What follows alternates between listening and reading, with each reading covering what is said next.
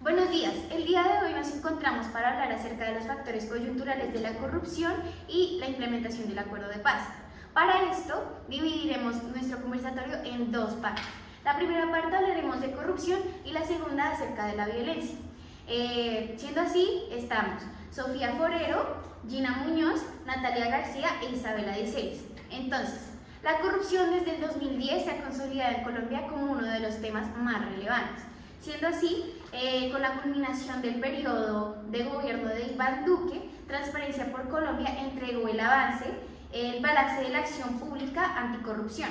Este informe evidencia algunos avances en la materia, sin embargo plantea que los resultados alcanzados por el Poder Ejecutivo son limitados frente a la magnitud del problema que representa la corrupción en Colombia. Entonces, tenemos que el índice de la percepción de la corrupción de Transparencia internacional muestra un estancamiento del país luego de 10 años en la medición de Colombia. Ahora bien, de acuerdo con lo que plantean, se puede evidenciar que la corrupción se ve desde distintos puntos de vista. Entonces, ¿desde qué perspectivas teóricas se puede discutir la corrupción? Claro, me gustaría hablar en un primer momento, pues como lo dices, hay diferentes formas de evidenciar la corrupción, digamos desde los enfoques económicos, políticos, sociales, etc. Quiero pues ahondar en el enfoque económico. La corrupción, digamos desde la economía, se puede evidenciar tal como lo dice Klitga en 2011 como un crimen de cálculo. Entonces, acá lo que quieren, digamos, los que hacen este tipo de corrupción es evidenciar cuánto pueden ganar desde el tamaño e incidencia de su presencia, digamos, en el orden institucional. Su interés acá es maximizar sus propios beneficios, sus ganancias, y esto, digamos, lo hacen por medio de una ecuación también nos plantea, que es como la corrupción, que es igual al monopolio, al poder monopólico, más la discrecionalidad de los diversos actores que están. Esto, digamos, sumado al conocimiento que ellos tienen de esta debilidad institucional en cuanto a transparencia y en cuanto a cuentas. Bueno, también otro enfoque, como lo mencionabas, es desde los politólogos, especialmente García Villegas, nos plantea que desde esta visión teórica se ve a la corrupción como un problema asociado con la estructura y el ejercicio del poder en la sociedad. Si bien desde este enfoque no lo limitan a un tipo de régimen político, sí se afirma que en donde está, digamos que sea una falta de democracia, eso es el caldo de cultivo para la corrupción. Eso es muy interesante también aplicando a la Colombia, porque si se dan cuenta, Colombia, digamos, manejamos un sistema de gobierno democrático, sin embargo, hasta qué punto, digamos, las formas de asociación entre las personas y al ejercer sus derechos correspondientes a un sistema de gobierno democrático, sigue estando de forma efectiva, porque acá en Colombia, como lo vamos a hablar también un poco más adelante, se presentan grandes índices de corrupción y va muy ligado a esta teoría con lo político, no es algo que se pueda como alejar. Bueno, otro enfoque teórico es por parte de los sociólogos. Ellos, digamos, que asumen la corrupción desde un enfoque como una práctica social, la cual pues se encuentra en tensión por patrones de comportamiento que se hacen presentes en la sociedad. Por tanto, digamos que la preocupación desde este enfoque es cómo la corrupción pues transgrede o genera unos costos morales. De manera que, digamos, que en Colombia la corrupción, como ha tendido a generalizarse, pues digamos que la percepción de altos niveles de corrupción tiende a producir precisamente esos costos morales, lo cual pues transgrede los códigos éticos, los valores morales. Entonces, digamos que desde este enfoque teórico sociológico, pues digamos que el problema o la solución a la corrupción para ellos no viene dada desde que sea a través de incentivos o sanciones, sino que consideran que la corrupción no se puede acabar por el hecho de que ya se ha generalizado tanto que ya permeó la cultura, en este caso la colombiana, por tanto pues ya no se pueden cambiar esas causas culturales que alimentan la corrupción. Sí, de hecho las principales formas en las que se manifiesta la corrupción, unas las voy a mencionar yo, otras me gustaría que las mencionaran ustedes. Bueno, yo sé acerca del nepotismo, el conflicto de intereses, la apropiación de intereses de forma indebida, fraude, tráfico de influencias, sobornos, extorsiones. Algo importante acá es mencionar, que me gustaría poner sobre la mesa, es que la corrupción no es un problema, un fenómeno que se limita como a lo público y a lo político, ya que nosotros como ciudadanos también podemos cometer actos corruptos. ¿O acaso no es corrupción digamos que sobornar a un policía de tránsito para que nos interponga una multa debidamente justificada, eso se llama cohecho. De la forma inversa, si fuera el policía quien nos pidiera el soborno, eso sería una concusión. Entonces, no sé ustedes qué otras formas en las que se manifiesta la corrupción saben. Bueno, digamos, una sociedad, la que mencionabas, es dar o ofrecer dinero o alguna otra utilidad para que un funcionario público omita un acto en el cual pues, se le había encargado en sus funciones o haga otra, o sea, sí, como que haga otros actos respecto a sus deberes oficiales. Es algo muy problemático porque si nos damos cuenta, un funcionario público en el cual está ejerciendo, digamos, cargos en torno a las necesidades de la población y para cumplir roles específicos, pues se utiliza esa confianza, entre comillas, que se le ha dado para ejercer una función y lo que hace es transgredirla por intereses privados y perjudicando también, digamos, el patrimonio público. Pues nos damos cuenta hasta qué punto la administración pública está funcionando bien y hasta qué punto los funcionarios que hacen parte de esta están transgrediendo la confianza también de la ciudadanía, ya que pues, se supone que un funcionario público a la final sirve a la ciudadanía. Y aunque eso sí está estipulado en la Constitución y también es, digamos, es un delito, también se han presentado dinámicas en donde se tiende, como lo mencionaba Sofía al inicio con los colores, a normalizar este tipo de situaciones y hasta que, como lo mencionabas tú, desde los ciudadanos también tendemos a como reproducir este tipo de situaciones también en nuestra cotidianidad. Bueno, otra forma en la que se manifiesta la corrupción desde mi perspectiva es la forma de retener activos que se les han sido confiados a una persona y que ésta pues las utiliza con fines privados. Digamos que este elemento se puede considerar en Colombia, según el Código Penal, como un peculado por apropiación, en el cual pues el servidor público que se apropie en provecho suyo de los bienes del Estado que le sean conferidos, pues digamos que incurrirá en prisión de entre 6 a 15 años y pues tendrá una debida multa respecto al valor que se haya, del que se haya apropiado. Entonces digamos que a pesar de que esto está tipificado en el Código Penal, que es una pena, pues digamos que este es uno de los tipos más comunes por los cuales pues se da la corrupción en Colombia. Digamos, complementando las ideas que ustedes han dado, me parece que una también muy común, bastante, es digamos, la normalización, digamos, de los favores que se dan a la familia o amigos, ¿no? Entonces, esto se puede evidenciar por medio, digamos, de que el servidor o la persona que está encargada de un puesto brinda un acceso facilitado a empleos públicos o a cargos también públicos. Y de igual manera, digamos, o una facilitación de trámites o proyectos, o ya sean licencias, permisos, etcétera, que sean simplemente por tener, digamos, esta relación consanguínea, o ni siquiera tanto, sino como de confianza, de ya una relación bastante, pues, de mucho tiempo. Me parece que pues, es de las más normalizadas porque, como ustedes lo mencionaban, no es algo que tenga que manifestarse necesariamente dentro del Estado, dentro de la institución, sino que se presenta desde como personas, como los ponentes, como los también que han venido a las clases. Lo han mencionado, es algo que viene desde la crianza y estas formas de manifestación de la corrupción de manera donde busca facilitar y sí, como empleos y cosas a familiares y amigos, es muy normalizada desde que somos pequeños. En realidad es algo que se ha evidenciado y ha crecido tanto que se evidencia en el Estado. Sí, de hecho esto va muy de la mano con lo que mencionaba uno de los invitados en nuestra clase, Cristian Roballo, que bueno, en primer lugar, él hablaba de que en Colombia vivimos un tipo de corrupción gris que, como lo habías mencionado antes, es como aceptada por algunos sectores. De igual forma, él decía que los ejercicios en los que más se presentan estos actos de corrupción es en la contratación por medio de las licitaciones públicas. Entonces se rompe totalmente con lo ético, con las normas y con el control, y es de lo más común en la administración pública. Esto incide en cómo se compra y cómo se vende algo que no se está a la venta.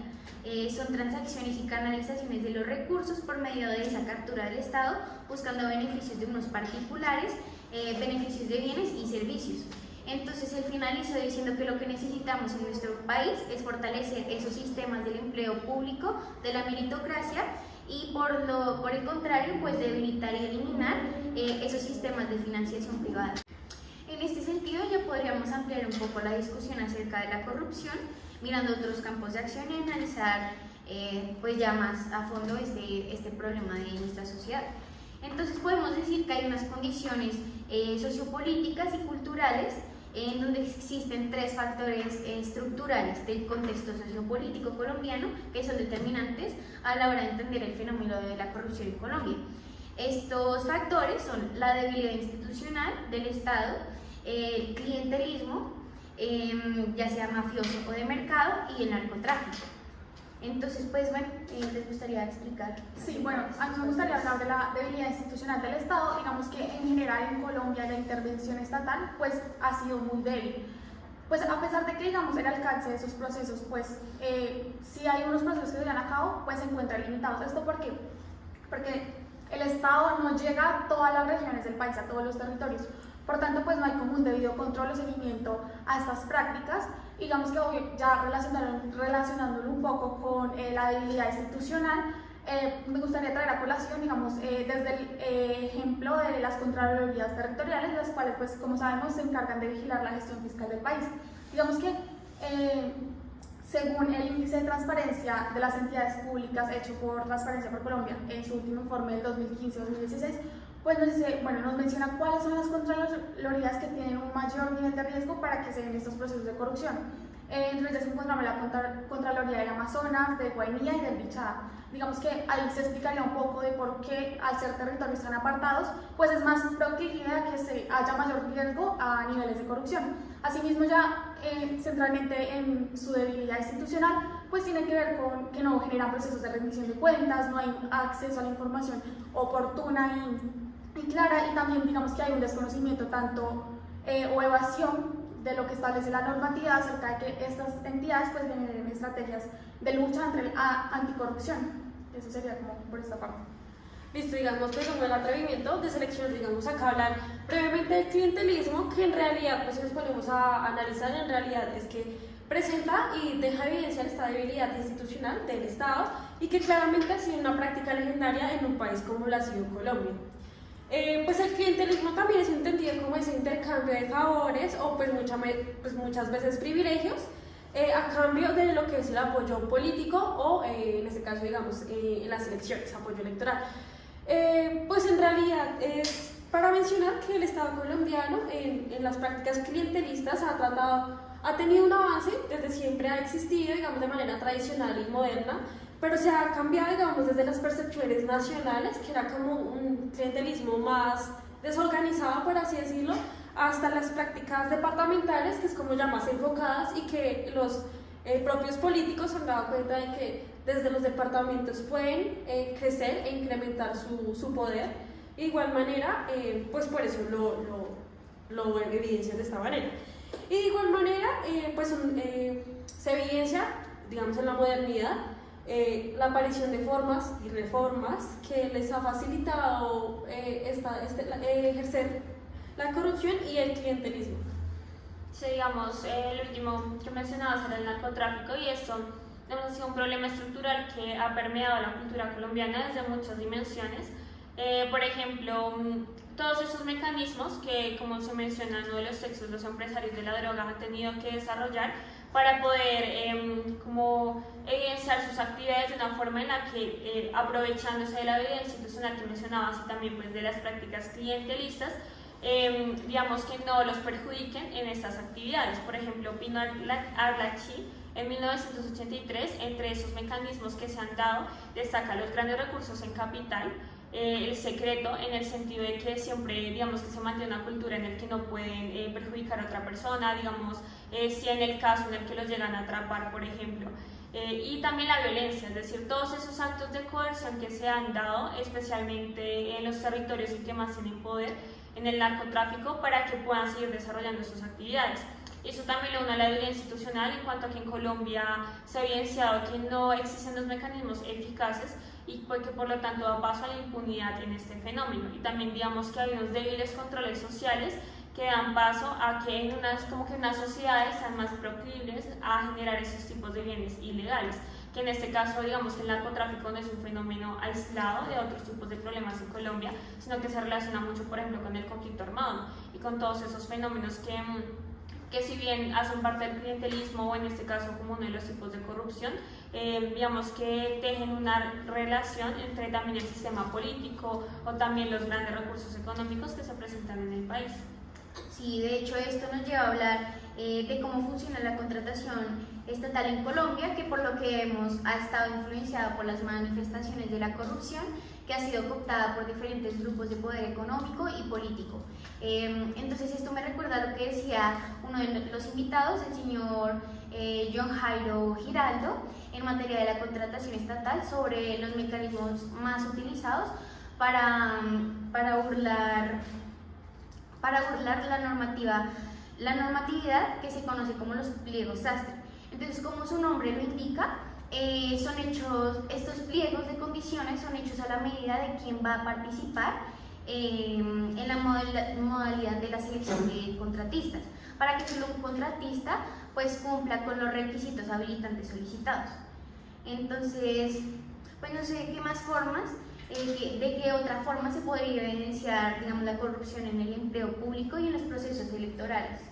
Bueno, respecto al empleo público, como lo hemos mencionado, digamos que ha sido uno de esos mecanismos que más se utilizan en Colombia y uno de los principales mecanismos para defraudar la competencia para la entrada o tener este acceso son los nombramientos de provisionalidad, que si bien están regulados y es permitido hacerlo, si nos damos cuenta van en contra de también lo que se establece en los concursos de mérito y que las personas a través de las competencias y conocimientos puedan acceder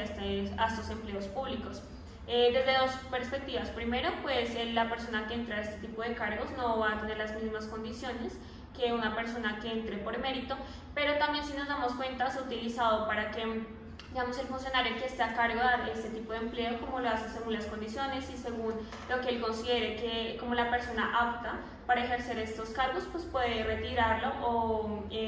digamos, dar paso a este tipo de empleo según lo que la persona destine. Y pues como lo mencionábamos antes, esto va muy relacionado también a intereses privados que puedan surgir de esto y hacia tipos de corrupción, como lo es que, digamos, yo te hago el favor de ingresarte a este empleo a través del cargo de provisionalidad, pero tú me das un porcentaje del salario que ganas. Y esto ya se ha evidenciado un montón de delitos en Colombia y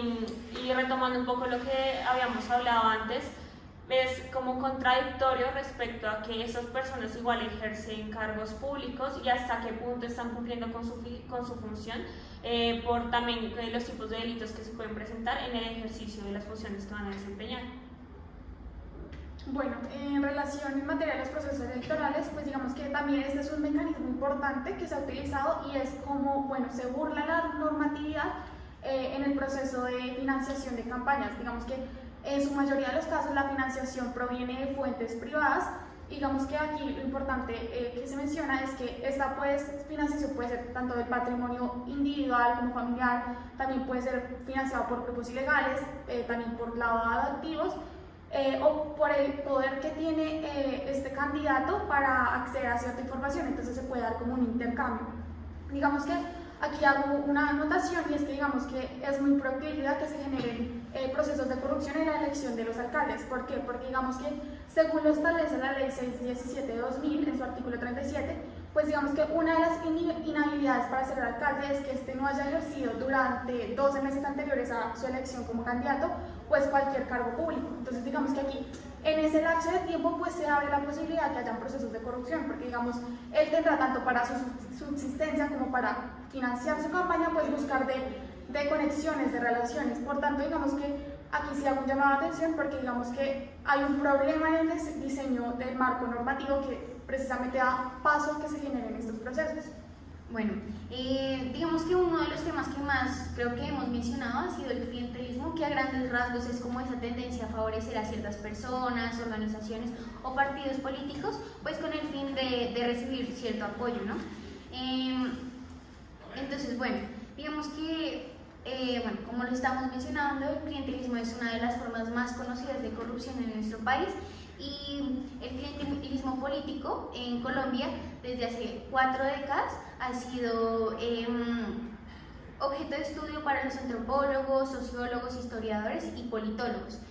De igual forma, pues ¿qué ha permitido en nuestro país? Pues ha permitido una prolongada estabilidad institucional y una alta integración de la población dentro del Estado como medios de amortiguación frente al conflicto. Me gustaría también nombrar dos aproximaciones acerca del clientelismo, donde la primera lo considera una desviación de la política y amenaza al funcionamiento democrático. Y en segundo lugar, pues esta lo aborda como una característica funcional del sistema, como una forma de participación y representación política, e incluso como un modo de distribución de lo público en un colectivo. Bueno, entonces ya para cerrar el tema del clientelismo podríamos traer una reflexión del profesor Cástulo en la que nos hablaba que cualquier tipo de corrupción, cualquier tipo de clientelismo pues simplemente no debe ser aceptado, más bien lo deberíamos ver desde una perspectiva de tipo negro. Y finalmente pues el clientelismo, la corrupción, todo lo que tenga que ver con actos que incurran en delitos pues deberían ser condenados y no deberían ser aceptados por nuestra sociedad. Entonces ya para pasar un poco de lo teórico a lo práctico y hablar de los casos de corrupción que hemos vivido en nuestro país, pues yo les voy a mencionar uno que fue expuesto por Germán Navas Talero, que es un abogado especializado en Derecho Penal, representante a la Cámara por el Polo Democrático. Bueno, pues él denominó este caso como democracia o demos gracias. Y pues es muy gracioso porque él dice, demos gracias al presidente por no patearnos más. Entonces toca darle gracias al presidente por no cambiar la constitución cada vez que se le dé la voluntad. Entonces, bueno, este caso se compone de dos partes. Y bueno, este caso se presenta en el periodo de gobierno de Uribe, en el que él mediante un acto legislativo quería cambiar la constitución para que fuera permitida la reelección y obviamente ser reelegido. Entonces, bueno, lo que les mencionaba de este abogado, Germán, el señor Navas se reunió con otros parlamentaristas y pues ellos simplemente dijeron que no iban a apoyar ese proyecto. Y ya con la suma de 18 votos que rechazaban este proyecto, pues se suponía que ese proyecto ya debía pues quedar archivado. Entre esos parlamentaristas estaba la señora Gidis Medina, que es una conservadora de Barranca Bermeja, y bueno, pues resulta que ellos habían votado, que iban a rechazar este proyecto, y al día siguiente la señora simplemente cambió de opinión. Y esto porque desde el gobierno se dijo que iban a cambiar su política de inversión social en el Magdalena, y esto obviamente era una promesa en la que beneficiaría a su comunidad y de forma indirecta a ella misma, pues para aumentar el caudal de votos. Entonces, pues esto, en primer lugar, es un delito de cohecho impropio, de acuerdo con el artículo 406 del Código Penal. Ya la otra parte, pues de este caso, es cuando se incurrió en prevaricato para conseguir las firmas y presentarlas a la registraduría y poder tramitar este proyecto de acto legislativo. Entonces, pues acá, el señor Navas estaba denunciando que los promotores del referendo reeleccionistas ya pues había descubierto los costos de la pantomima que habían sufragado por unos amigos del sistema y un amigo del Estado. Esto pues obviamente todo ocultado al registrador. Entonces la cosa es que los dineros recaudados los dineros se recaudaban por una asociación llamada Colombia Primero, y el dinero se entregaba a esta fundación como si fuera una donación, con destino a la reelección, y ellos se lo presentaban a los promotores como si no fuera una donación. Y pues cuando se iba a efectuar la audiencia por imputación de cargos, la que estaba a cargo de ese caso, pues era una fiscal que realmente trabajaba. Pero pues obviamente ellos no podían permitir que fueran castigados, y lo que hicieron fue despojarla del cargo, y en su lugar llegó un fiscal, pues que raramente era un amigo del fiscal más grande. Entonces así pues se concluye ese caso. Bueno, digamos, otro caso también bastante conocido en Colombia y que ha generado gran indignación es lo del PAE, Programa de Alimentación Escolar, en el que, bueno, la Contraloría General realizó una auditoría y digamos que destaca también lo difícil que es auditar ese tipo de procesos, porque requieren hacer un control fiscal de los recursos que se distribuyen cada año a 8.000 niños en 13.000 colegios públicos. Además, digamos que todos esos detalles de las investigaciones que se fueron realizando dieron paso abrir 154 procesos de responsabilidad fiscal por cerca de 84.000 millones. Eso también, digamos que la Contraloría manifiesta que en estos casos de corrupción, específicamente en están implicados 5 gobernadores, 2 alcaldes, 3 congresistas, 6 exgobernadores y 56 exalcaldes, lo que manifiesta también un grado alto respecto a los responsables que ejercen funciones públicas, y si se dan cuenta muchos de estos fueron elegidos por votación popular, y además digamos que es lo que hasta ahora han logrado hallar. Bueno,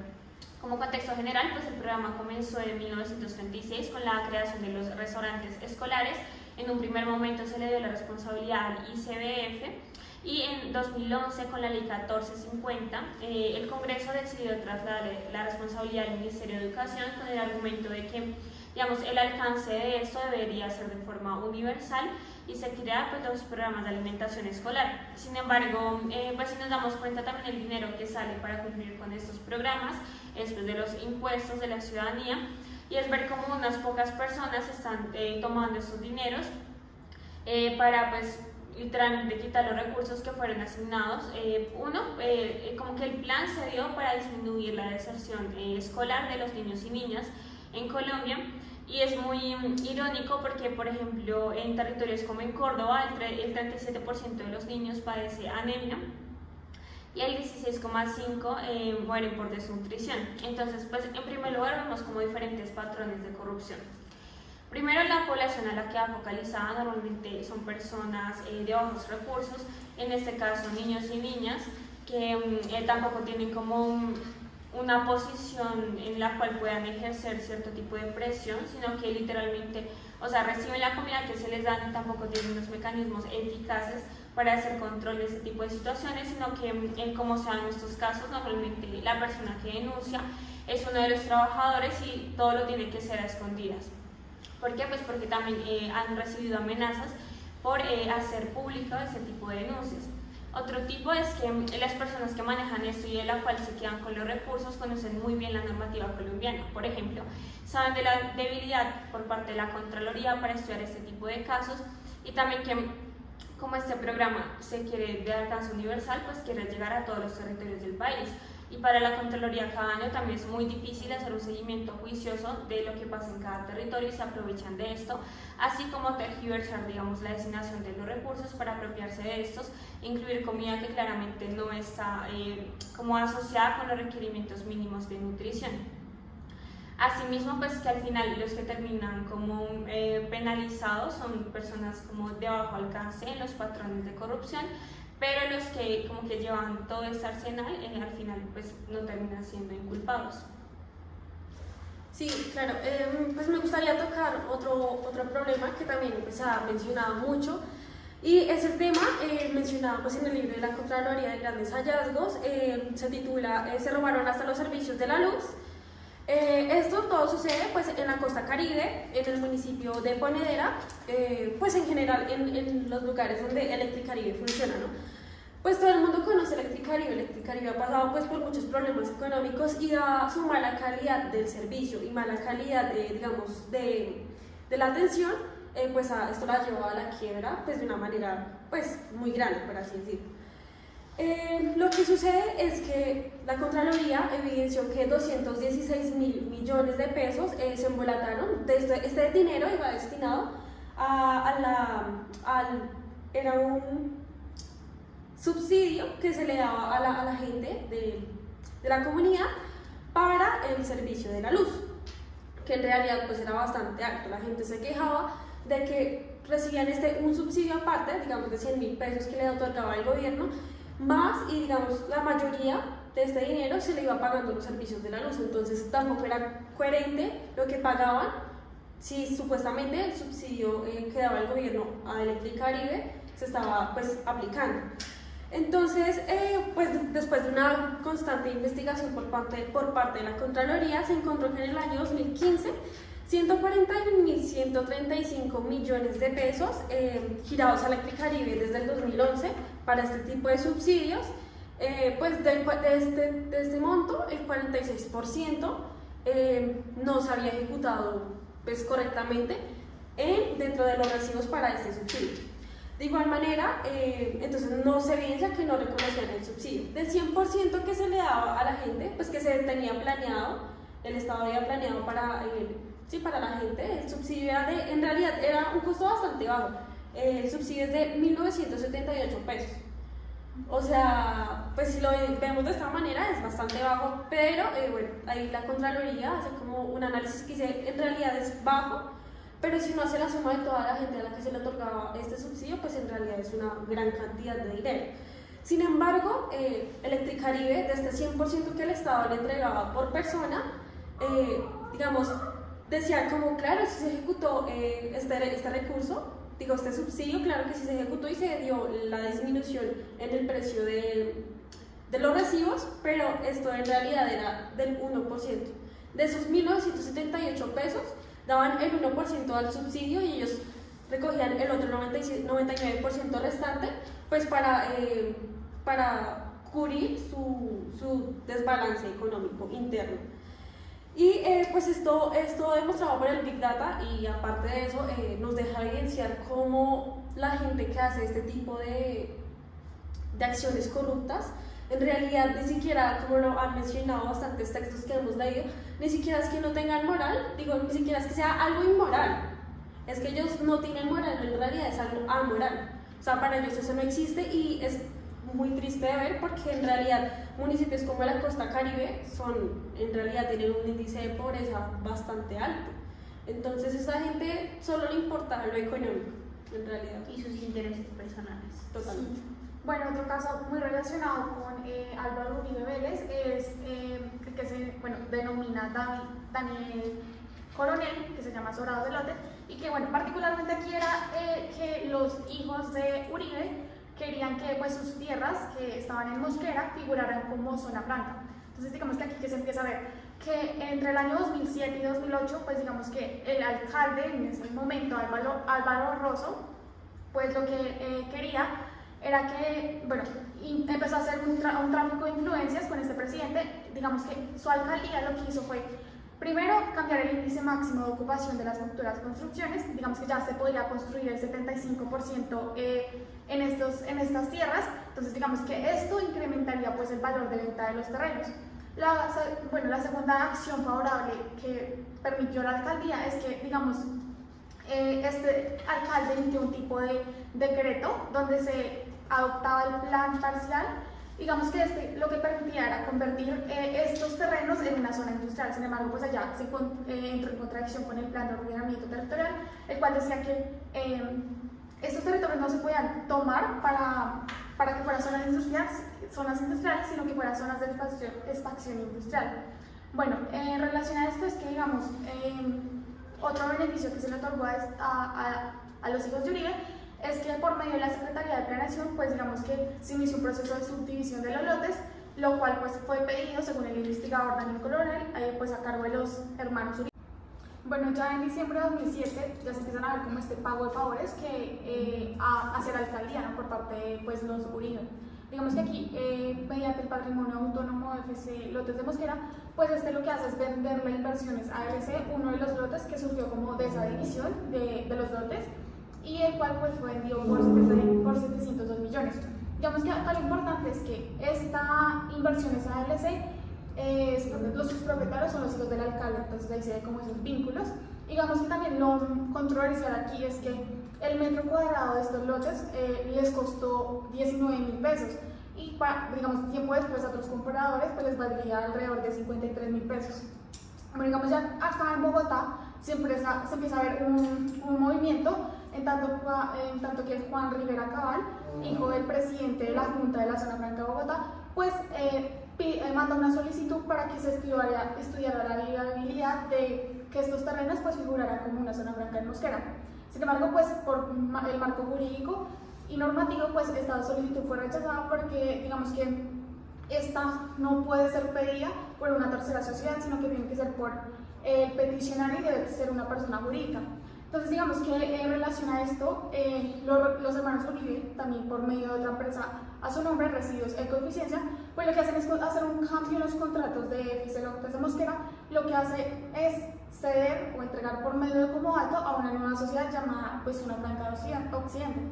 A partir de eso, pues ya esto ya sí estaba establecido en el marco jurídico. Digamos que aquí ya se pasa que sí se autoriza y se mete un concepto favorable, pues para que se dé la declaratoria de la existencia de la zona franca permanente en Mosquera. Digamos que aquí esto ya se pasa a trámites en la DIAN, bueno, no sé qué. Sin embargo, mientras la DIAN revisaba la propuesta, lo que hicieron los Uribe fue tomaron la decisión de extinguir residuos de coeficiencia y pasarla a dos compañías, Ecoindustria y Yogur S.A. Digamos que aquí también lo importante es que los activos de residuos de coeficiencia fueron pasados especialmente a Yogur S.A., donde los activos que están, donde están los derechos fiduciarios de FC Lotes de Mosquera, pues en el libro contable estaban inicialmente valorados por 33.926.573. Sin embargo, cuando ya pasó esta nueva compañía, pues ya valían 3.092.938, pues 621 pesos. Digamos que aquí ya esta investigación realizada por Daniel Coronel pues llega a los medios de comunicación y también por Noticias 1, bueno, se empieza a divulgar este caso y aquí ya empiezan como las controversias tanto de los Uribe como pues este investigador en general, los medios de comunicación. Entonces aquí ellos empiezan a afirmar que lo que están haciendo es siendo perseguidos políticamente. Entonces digamos que aquí ya lo que vemos como el patrón de esto es como se generan esas alianzas, esos beneficios por parte del alcalde y como Uribe en ese momento era presidente, pues entonces lo que se hace son ese tipo de relaciones. Bueno, entonces ya discutido esto, podríamos pasar a hablar de cómo intervenirlo. Entonces pasemos de estos aspectos negativos de la corrupción a cómo hacerle frente. La primera propuesta que tenemos es la que trajo la estable propone al país, lucha integral contra la corrupción, en la que hablaban de las cruzadas anticorrupción, como lo que se está viendo hoy en el país desde las entidades de control de la Fiscalía, Procuraduría y Contraloría. Son apenas un primer paso para emprender las reformas estructurales que limiten efectivamente este fenómeno. Según Rose Ackerman, la corrupción no es un problema que pueda ser atacado de forma aislada. No es simplemente que la política criminal busque las manzanas podridas y las castigue. Por supuesto, el Estado debe establecer una credibilidad al castigar a los funcionarios corruptos de alto perfil, pero el objetivo de esa fiscalización es señalar realmente un problema y buscar un apoyo del público, no resolver simplemente los problemas subyacentes. Entonces, las leyes anticorrupción solo pueden proveer un telón de fondo para las reformas estructurales más importantes. Sí, bueno, digamos que respecto también al documento estable que propone el país, me parece interesante dos propuestas realizadas por Camilo Tapias. La primera es en cuanto a la ley de contratación, ya que si nos damos cuenta la ley que rige actualmente ya lleva 28 años de vigencia. Y acá se propone que, bueno, en primer lugar, claramente recopilar los hitos que se habían dado en 1993 y también guardar relación con las normas ya establecidas para, digamos, las normas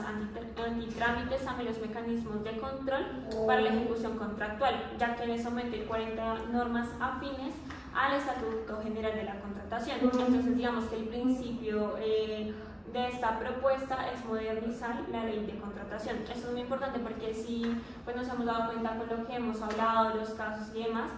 las personas que dan paso a este clientelismo, a estos escenarios de corrupción, pues tienen un conocimiento extenso de la normativa. Y además, aunque sí se implementan mecanismos de control y también digamos que se hace un estudio respecto a cómo se lleva la contratación, los requisitos y demás, pues esas personas logran burlar, digamos, esos mecanismos, se adecuan, tienen una capacidad alta de adaptación. Y ocurre como lo que mencionamos, lo de los pliegos sastres, donde se toman unos requisitos específicos para que solo un tipo de contratista pueda quedar. Entonces, en este caso es primero pues tener en cuenta que sí, en Colombia ya se establecen esos mecanismos, pero también desde el Estado se debe modernizar y adaptar a esos tipos de estrategias que se han venido dando. En segundo lugar es la reforma de la vinculación del personal en el sector público, un tema que también hemos estado hablando pues, durante toda esta discusión. Digamos que se presenta una alta discrecionalidad por parte de altos funcionarios para elegir a las personas que desempeñan los cargos públicos, y en esta parte de la propuesta lo que quiere destacar es la necesidad de que se prime la vinculación por mérito la cual también debe estar regulada por las instituciones de universidad prestigiosas del país y también por entes de talento humano, los cuales regulen esos procesos de selección. Eso no quiere decir que, por ejemplo, el presidente, digamos que se le quite la posibilidad de seleccionar a su equipo de gobierno de confianza, por ejemplo, los ministros y jefes de departamentos administrativos, pero que sí en torno a la vinculación laboral se prime como la selección por mérito en cuanto a las capacidades, que además para las personas que queden contratadas también generan una serie de beneficios. Bueno, otras estrategias muy puntuales acerca del documento de estrategias anticorrupción es, primero, en el ámbito económico lo que se hace es una reducción de los trámites excesivos. Pues bien, como se ha visto en el sector público, existen una serie de trámites que pues dificultan los procesos, el acceso tanto de la ciudadanía como de general como entes de control que puedan hacer inspección a ciertos esto. Entonces digamos que frente a esto pues se debe realizar, bueno, frente a las compras públicas, estas se deben hacer de forma transparente y también competitiva. Entonces también digamos se debe regular todo el aspecto de la plataforma Colombia Compra Presidente, que a pesar de que es un mecanismo que favorece la corrupción, pues igual se siguen generando estos casos. También por parte, en cuanto al tema político, pues digamos que es indispensable que se saneee el financiamiento de campañas políticas. Por tanto, pues se va a hacer más transparente el funcionamiento de los partidos y movimientos políticos. Y por último, ya es necesario por parte de la ciudadanía que se fortalezca la ética ciudadana y el control social pues, a la corrupción. Digamos que muy generalmente no se presenta que haya una verdadera veeduría ciudadana. Entonces, digamos que si no se exige esa rendición de cuentas a las entidades públicas por parte de la ciudadanía, que es pues, en mayor parte afectada, como lo veníamos viendo en los casos de corrupción, entonces digamos que este debería ser el aspecto primordial para poder empezar desde otros ámbitos a atacar el problema de la corrupción. Bueno, y como para complementar una estrategia pues, que no han mencionado, que también está en el libro de Desarrollo propone al país, está la reforma a las campañas políticas y la financiación, que en realidad pues, es un problema que es bastante grande y que también incita como a que se generen estos actos de corrupción y de clientelismo. Entonces, en un primer momento, nos menciona la misión electoral especial y la misión de observación electoral para el año 2017, que es necesario que haya reformas a la institucionalidad, que haya una institucionalidad con independencia, imparcialidad y capacidad para regular este tipo de financiación. En un primer momento, pues, lo que se propone es generar exigencias, digamos, mayores exigencias y controles en cuanto a los orígenes,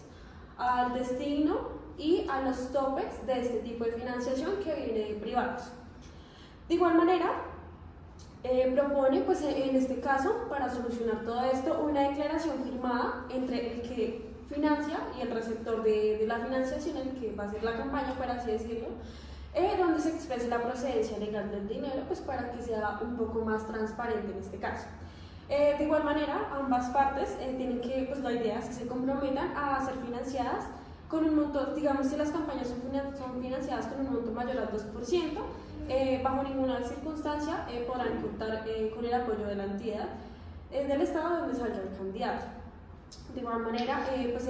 lo que es el Consejo Nacional Electoral y los partidos y movimientos políticos en general son los responsables y serán responsables de publicar las declaraciones antes, durante y después, digamos, de toda la realización del proceso de financiación. Y pues se nos ha mencionado que, digamos, actualmente la mayoría, pues más del 70% de financiación de las campañas y de los candidatos suele pues proceder de carácter privado. Lo que se propone, digamos, para que disminuya este porcentaje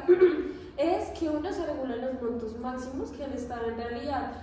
ponga el ojo sobre el tema y que se regulen estos montos y cómo se planea que se dividan. En un primer momento nos dice que sería lo ideal que máximo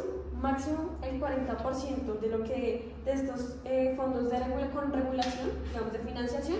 que provengan de los privados, máximo el 40%, y el 60% restante que sea financiación proveniente de lo público.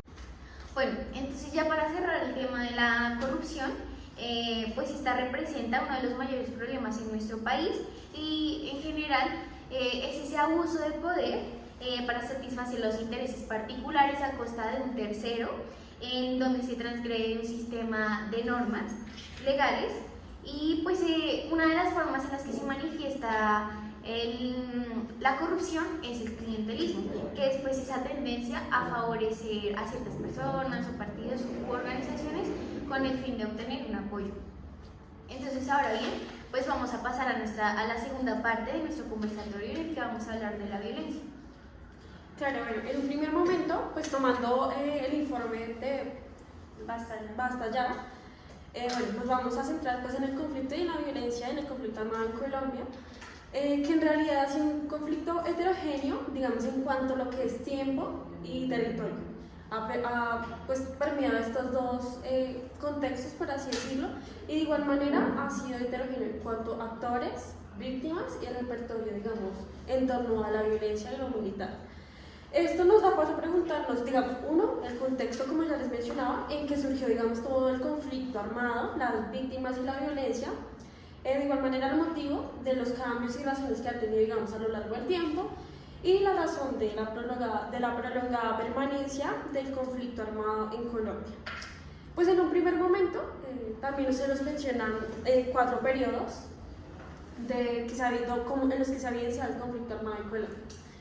El primero es de 1958 a 1982, donde pues es como esta transición del bipartidismo, pues que ya como todos lo conocemos, pues que era el conflicto entre el Partido Liberal y el Partido Conservador, digamos todo esto que se desarrolló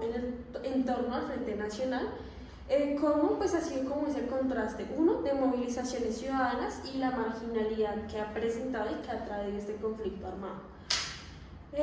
Luego se nos presenta el conflicto, bueno, el periodo de 1982 a 1996, que es digamos, la proyección política, ya digamos después de la generación y la presencia de las guerrillas, digamos, en torno a la expansión territorial, lo que les mencionaba, el crecimiento de las guerrillas, de igual manera se da en este momento los grupos paramilitares, y todo esto pues conlleva a que, como todo se genera en un mismo momento, a que haya una crisis del Estado, digamos, en cuanto a o sea, que no podían parar la propagación de estas dos fuerzas militares. Y de igual manera, todo esto también se generó, digamos, como un stop, en parte, con la Constitución de 1991. Seguía ese periodo de 1996 a mitad del 2005, pues que de igual manera es como un recrudecimiento del conflicto armado en Colombia. Hay más expansión territorial en actores, en territorio y víctimas del conflicto armado por parte de las FARC, de las guerrillas en general, de los paramilitares,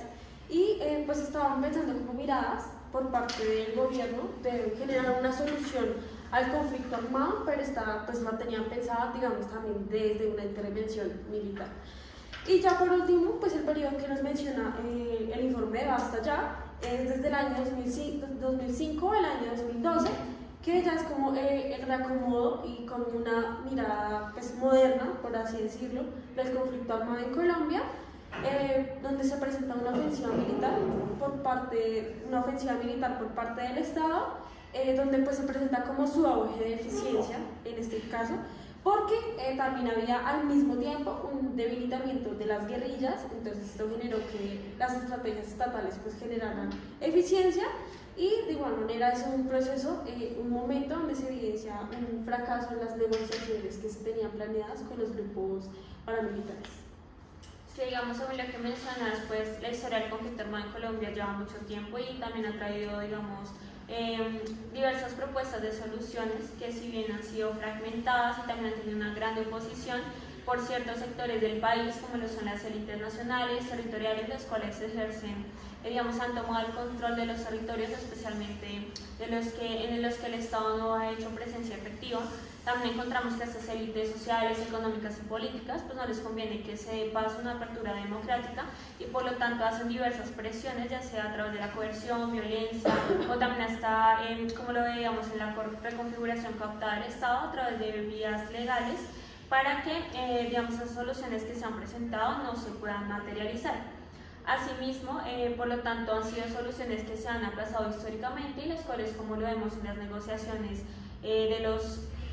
para los conflictos no se ha, digamos, dado de forma efectiva. Asimismo, en el informe se presenta que eso no solo responde a conflictos internos, sino que también hay una fuerte influencia desde la parte internacional, por ejemplo, con los movimientos revolucionarios, también las llamadas potencias mundiales, y los referentes ideológicos y políticas gubernamentales que han influenciado respecto a cómo se ha desarrollado el conflicto en Colombia. Y por último, digamos que se suma ese papel que ya habíamos mencionado, el narcotráfico como un problema estructural en el país, lo cual digamos que ha tenido una fuerte influencia en el conflicto armado, primero porque ha traído nuevos actores, pero también nuevos recursos, en los cuales han dado paso a cambios culturales que han beneficiado para que perdure el conflicto armado en Colombia. Bueno, entonces ahora hablaremos de las guerrillas y nos enfocaremos en el grupo al margen de la ley de las FARC, ya que ha sido con el cual el Estado colombiano ha tenido el conflicto con mayor longevidad y pues que ha durado más de medio siglo. Bueno, entonces para eso es importante primero hacer como un contexto de lo que son las FARC, especialmente basándonos en el texto de Daniel Pecaut. Las FARC se consolidan oficialmente en 1966, pero provienen de las organizaciones de autodefensas que surgieron en los años 1950. Digamos que a partir de esto también se le agrega la sigla EP, lo que ya da un carácter militar que va a caracterizar no solo, digamos, las dinámicas de las FARC en cuanto a su organización, sino también les permitirá más adelante hablar sobre por qué han tenido tanta trascendencia a nivel territorial y también cómo han logrado esa longevidad de la que hemos estado hablando. Bueno, entonces ahora en cuanto como a las acciones que ha tenido las FARC, pues me voy a basar en el texto de Guerrilla y Sociedad, en el que se hablaba de las FARC y la construcción de los territorios sin Estado. Entonces, una vez promulgada la Constitución de 1991, pues la pugna de las guerrillas por el poder local se hizo aún más evidente. La elección popular de los alcaldes y los nuevos instrumentos constitucionales le dieron mayor importancia a las formas democráticas locales y la aplicación descentralizada de los recursos públicos. Entonces, tanto las FARC como el ELN desarrollaron en esta etapa una mayor actividad local y regional para buscar incidir en esos destinos políticos, en las inversiones y la contratación, y en la vigilancia de las autoridades y las administraciones municipales. Es decir, que las FARC continuaron ejerciendo ese gobierno o cogobierno en pequeños poblados, caseríos, o valiéndose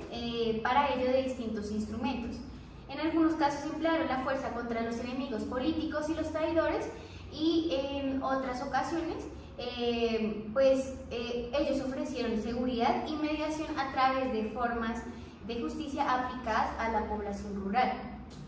Entonces, bueno, en el periodo de 1991 al 2008, los nuevos elementos en relación a las FARC con la población civil pueden caracterizarse del siguiente esquema. Son tres factores. Pues están las FARC y los cocaleros, más cerca de la instrumentalización de la autonomía, pues que realmente, digamos, cuando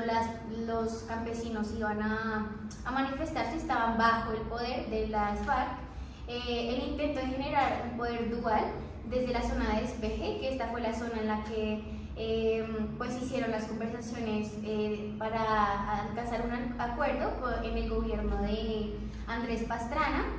Esto fue en el departamento del Caquetá y del Meta. Entonces, pues se muestra la dualidad entre las acciones del gobierno, de las fuerzas militares y de estos grupos armados. Y ya el tercer esquema pues habla de las medidas políticas y militares para intervenir en la democracia local y ampliar los territorios sin Estado.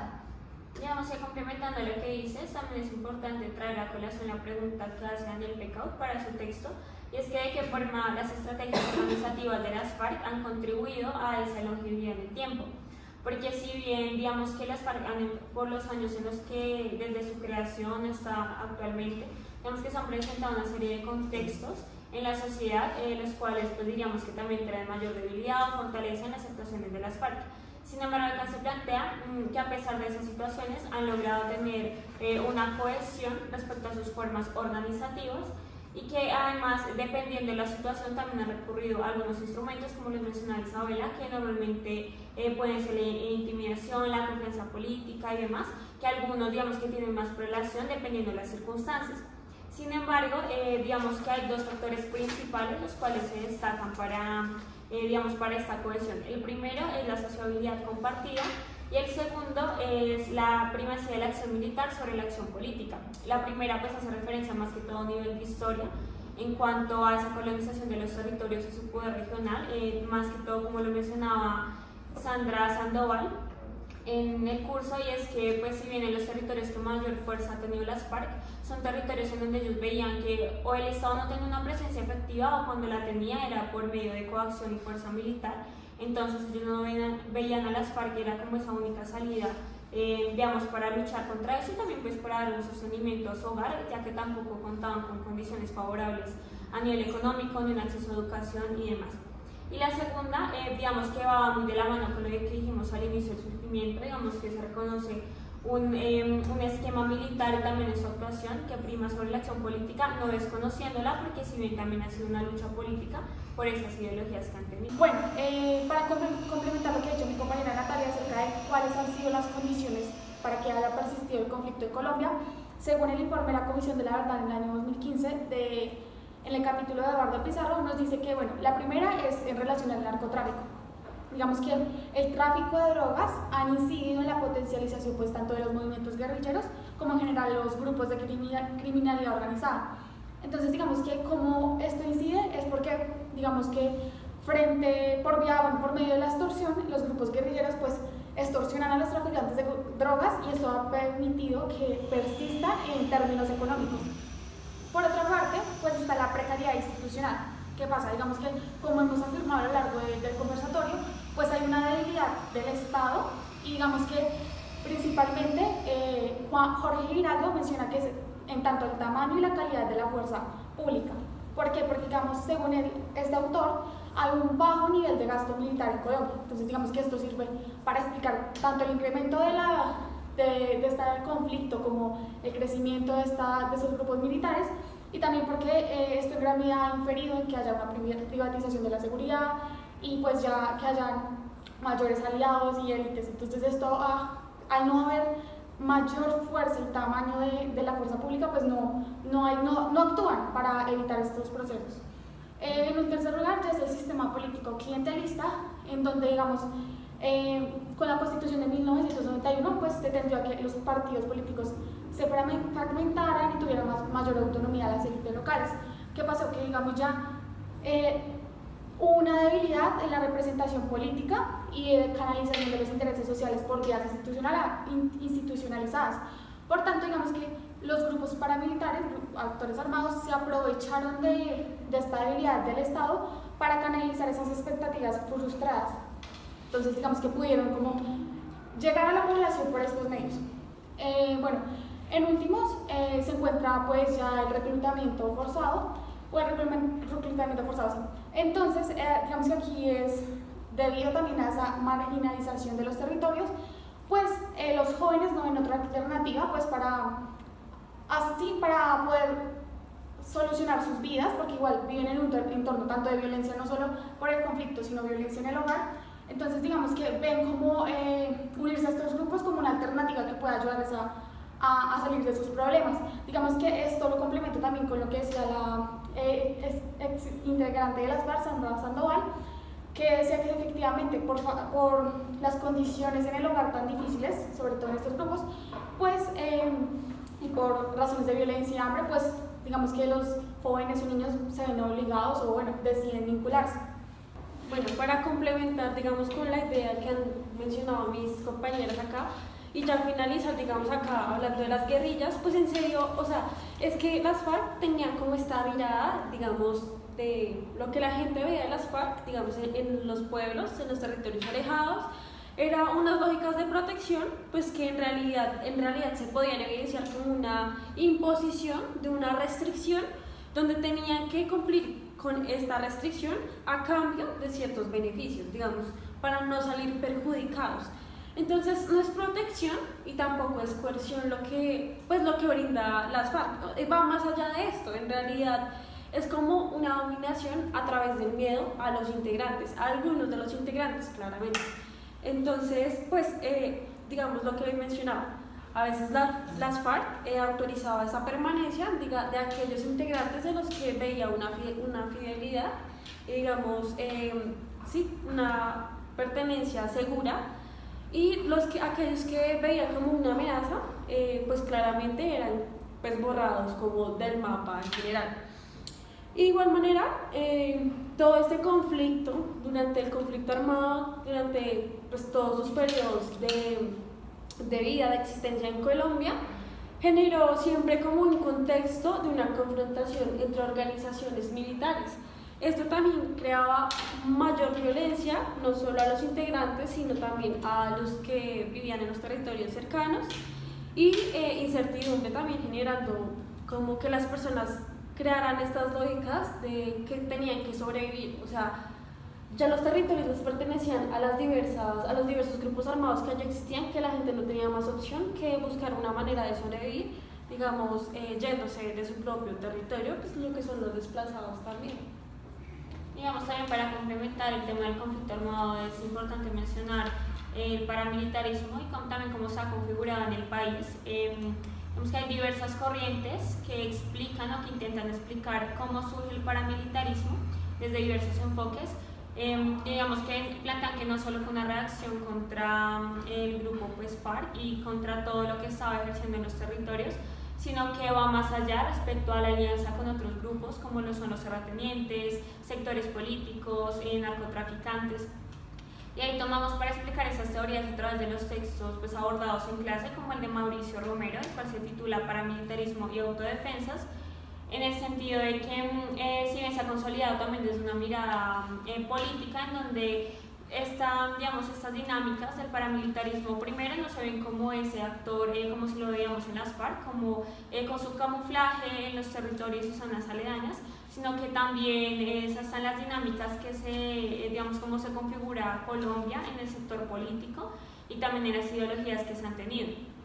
Entonces, digamos que se presenta desde unas como élites nacionales y regionales, las cuales no les favorece los cambios que se dan en torno a la apertura política y también de un ejercicio democrático en diferentes gobiernos, como puede ser el gobierno de Belisario Betancur, donde se propone, digamos, un acercamiento a esas negociaciones de paz. Entonces vemos como esa presión por estos ciertos sectores, lo cual ha contribuido a generar una desestabilización, y como además desde este factor político pues surgen estas élites políticas que intentan beneficiar estos actores y como el paramilitarismo. Entonces también como que tomamos acá esas dos teorías, ¿no? La política y también, como se mencionaba en la clase, que el paramilitarismo al final es una estrategia que surge como de una relación entre élites políticas, económicas, narcotraficantes, grupos armados, y los beneficios que estos puedan tener, que también se relaciona con la lectura de Claudia López, en la cual se plantea cómo se intentan esos actores políticos y paramilitares obtener beneficios mutuos. Sí, digamos, complementando un poco sobre la lectura de Refundación de la Patria de Claudia López, precisamente sí, ella, pues ubicamos que ella menciona sobre todo la tesis donde es una alianza entre élites locales, militares, narcotraficantes, los cuales pues tienen beneficios y tienen algo por aportar, como ya sea dinero, armas o influencia política. Entonces digamos que para la investigación realizada por Claudia López, digamos que cómo surge este grupo, ¿no? Como esto. Entonces digamos lo que dice es que a raíz de las reformas políticas y normativas que se llevaron a cabo en 1986, como fue la pérdida del estatus legal de las organizaciones al margen de la ley o de autodefensa, y también la apertura del sistema político, pues lo que esto generó es que estos grupos sintieran miedo, pero a la vez aún así se reestructuraran y formaran como otras estrategias. Por tanto, pues ya cada uno generó formas de resistencia y generaron vínculos entre redes, como lo decíamos, mafiosos, paramilitares, entre otros. Entonces digamos que aquí lo que hacían los paramilitares concretamente era que generaban procesos de corrupción mediante la compra de votos en las regiones. Entonces digamos que ella afirma que, digamos que a pesar de que los guerrilleros y paramilitares han usado armas ambos para tomarse el poder y han logrado captura de rentas, el paramilitarismo es solo responsable del 7% de los hechos violentos. Sin embargo, sí es el culpable del 96% de las investigaciones pues, contra políticos por recibir su apoyo precisamente en las elecciones, ¿no? Entonces eso sería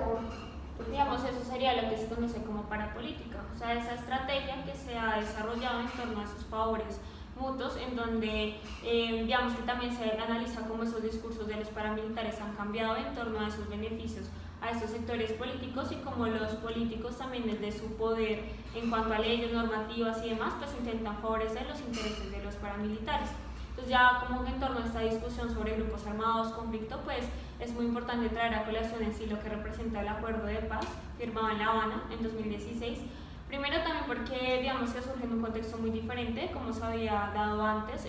se firma en un lugar diferente a Colombia y además digamos que no se da como condición ex cese a la guerra, sino que se decide empezar digamos que a tramitarlo durante igual la guerra, ¿no? Como que eso no había pasado antes.